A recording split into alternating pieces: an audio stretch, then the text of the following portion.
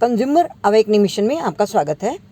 आज हम चर्चा करेंगे इंश्योरेंस कंपनी के एजेंट्स की क्या भूमिका होती है। कई बार उपभोक्ताओं को ये शिकायत होती है कि उनका जो क्लेम रिजेक्ट हुआ है उसका कारण एजेंट्स हैं। एजेंट ने तो हमको ये बताया था, एजेंट से तो हमने ये कहा था और एजेंट ने ही फॉर्म भरा था। ये बहुत सारी समस्याएं सामने आती हैं जब उनका क्लेम रिजेक्ट होता है। आपको ये जानना बहुत ज़रूरी है कि इंश्योरेंस एजेंट्स का क्या रोल होता है और उसके क्या एजेंट को कितनी पावर है और वो क्या कर सकता है। इस बात को समझ लीजिए कि इंश्योरेंस एजेंट इंश्योरेंस कंपनी को रिप्रेजेंट करता है।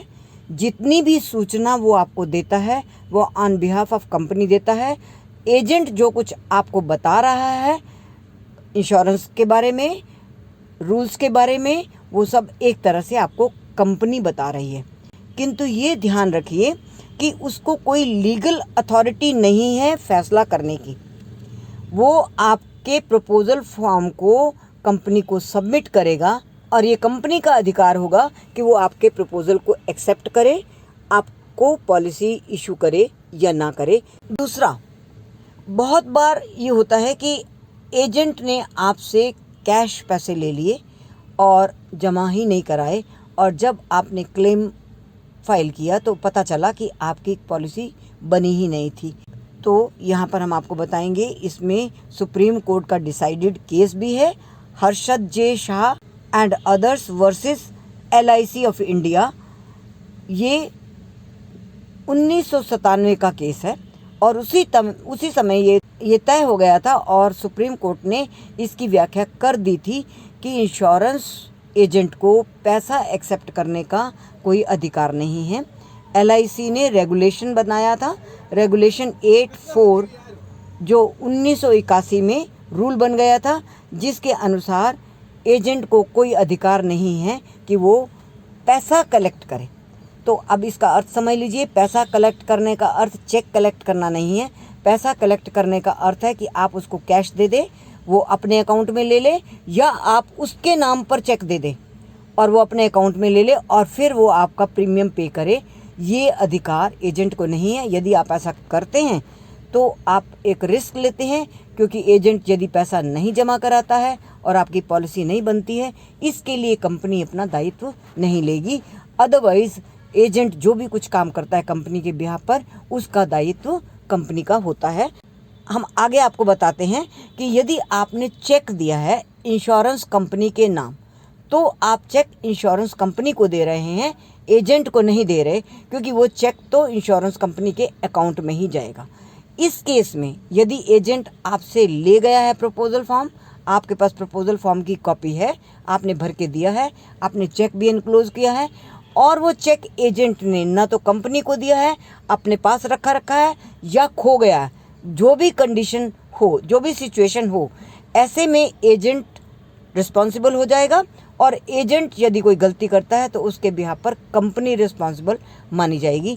मान लीजिए आपने चेक दिया, प्रपोजल दे दिया और चेक अपने पास रखा, किसी ऑफिसर की टेबल पर पड़ा रहा या एजेंट के पास पड़ा रहा, एजेंट ने जमा नहीं कराया। इन दैट केस अगर कुछ अनटुवर्ड्स इंसिडेंट होता है, एक्सीडेंट होता है या आपका क्लेम बन जाता है, तो आप कह सकते हैं कि अगर एक पर्टिकुलर टाइम के अंदर आपको पॉलिसी मिल जानी चाहिए, मान लीजिए 1 महीने के अंदर आपको पॉलिसी आ जानी चाहिए, पॉलिसी नहीं आई है या इंश्योरेंस कंपनी ने पॉलिसी नहीं बनाई है फॉर वांट ऑफ चेक, तो इन दैट केस आपका क्लेम रिजेक्ट नहीं किया जाएगा। आप इंश्योरेंस कंपनी को लायबल मान सकते हैं, क्योंकि एजेंट की गलती के लिए इंश्योरेंस कंपनी लायबल होगी। एक और इशू आता है सामने, मोस्टली मेडिक्लेम केसेस में। मेडिक्लेम केसेस में क्या होता है कि आपने कुछ इन्फॉर्मेशन दी और बाद में कंपनी ने आपका क्लेम रिजेक्ट किया कि आपको प्री एग्जिस्टिंग डिजीज़ थी जो आपने डिस्क्लोज नहीं की।